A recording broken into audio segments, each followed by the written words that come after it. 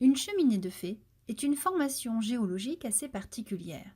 On observe une colonne de marne ou d'argile surmontée par un bloc rocheux, généralement constitué de calcaire. Ces formations géologiques sont le résultat de l'action de l'eau de pluie et de ruissellement sur un massif argileux contenant des blocs de calcaire. Essayons de comprendre par une expérience simple comment se forme une telle structure. Pour cela, il nous faut un plateau, des cailloux plats, une cuvette, un mélange de mortier et de sable pour recréer le sol argileux, un arrosoir avec un pommeau. Pour commencer, nous allons recréer le sol en disposant des pierres plates au fond de la cuvette que nous allons recouvrir avec le mélange de mortier, de gravier et de sable. Le mélange est prêt. Nous allons maintenant l'installer sur un plateau en le retournant comme un gâteau.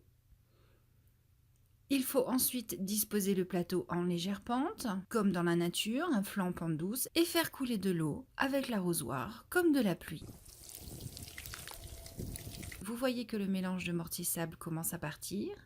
Plus nous arrosons, plus le mélange se dégage et les pierres apparaissent. Nous pouvons recréer une tempête en arrosant plus fortement et vous voyez que les pierres sont complètement dégagées et qu'elles ont protégé le mélange de mortier-sable sous elles. Continuons.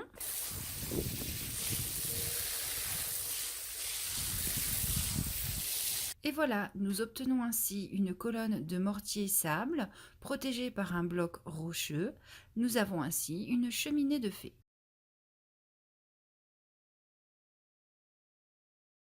En résumé, sur un massif argileux contenant des blocs de calcaire, l'eau de pluie va exercer une action d'érosion, c'est-à-dire qu'elle va abîmer l'argile qui n'est pas résistante, va l'entraîner et au fur et à mesure va dégager des petits blocs rocheux de calcaire. Ces blocs de calcaire, quant à eux, sont résistants à l'action de la pluie et du ruissellement. Ils vont donc protéger l'argile qui est située sous eux. Progressivement, la pluie et le ruissellement vont donc creuser autour du bloc de calcaire, dégageant ainsi des colonnes d'argile surmontées de ces blocs.